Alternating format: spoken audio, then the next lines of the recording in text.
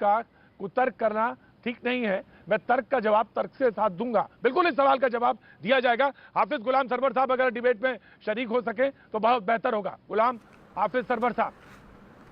जी जी जी जी जी आ रही आवाज। आपने जवाब जी आपने आवाज जवाब भी सुना। उन्होंने कहा कि वो जनाजे में जो लोग शरीक थे उसके मुकाबले में उन्होंने एक उदाहरण दिया।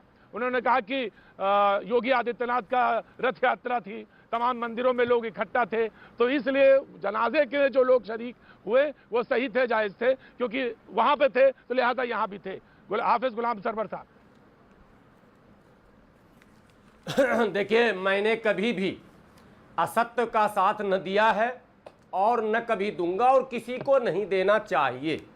बातें जब भी हो तो देश हित में, राष्ट्र हित में, समाज हित में, जनहित में बातें होनी चाहिए, अन्यथा इस तरह के तर्क और कुतर्क से किसी का भला नहीं हो सकता है।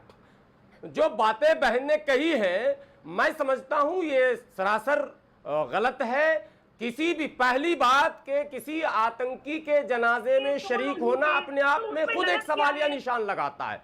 एक प्रश्न नंबर एक। और दूसरी बात, लॉकडाउन के बाद सुन लीजिए बात, आपने जो दूसरी तरफ आरोप लगाया है उस बात में भी दम है। मैं उस तरफ आ रहा हूँ, एक एक करके मैं उस तरफ आ रहा हूँ, एक एक करके। देखिए अपने इफ्रा आ रही है, प्लीज। इफ्रा हाँ जी, बोलिए आप क्या कह रहे हैं जी, कहिए बोलिए। प्रतीक जी प्लीज थोड़ा समय, चूंकि फिर अवसर मिले ना मिले। सर मेरा ये कहना है कि जो बातें दूसरे पक्ष से कही जा रही है मैं उस पर भी अभी आ रहा हूं, लेकिन पहली बात सर कि किसी भी आतंकवादी के जनाजे में शरीक होना एक अपराध, और जब देश कोरोना वायरस जैसे महामारी से लड़ रहा है, पूरी दुनिया लड़ रही है, देश का एक एक नागरिक लड़ रहा है, और ऐसे अवसर पर अपने सगे भाई के जनाजे में भी सीमित लोगों को जाना चाहिए। सीमित लोगों को, भीड़ नहीं जमा करवानी चाहिए, क्योंकि भीड़ जा रहे हैं, प्रश्न उठाया जा रहा है। कई उदाहरण हैं गुलाम सरवर साहब, ऐसे कई उदाहरण हैं कि बाप की डेड बॉडी रखी रही, बेटा दूर खड़ा रहा, ऐसे कई उदाहरण इस वक्त। तो आतंकी जी मैं कह रहा हूं, जनाजे में इतने लोग इकट्ठा हो गए। जी बोलिए।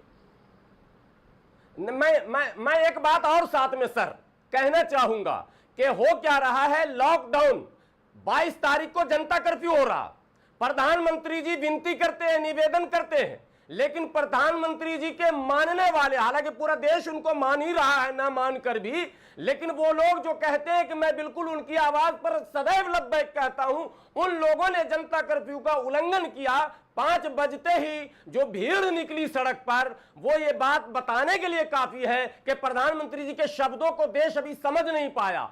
एक बात, उसके बाद जब लॉकडाउन घोषित हो जाता है, फिर जो मोमबत्ती और दिया की बात आती, मैं इस पर अभी बहस नहीं करूंगा, लेकिन उस दृश्य को लोगों ने देखा कि भारत में क्या हुआ, बम, पटाखे, गोली तक की खबर है। बलरामपुर की भाजपा महिला अध्यक्षा ने फायरिंग की।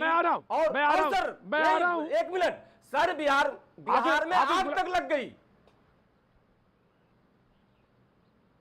वो गलत है हाफिज गुलाम सरवर साहब, वो बिल्कुल गलत है।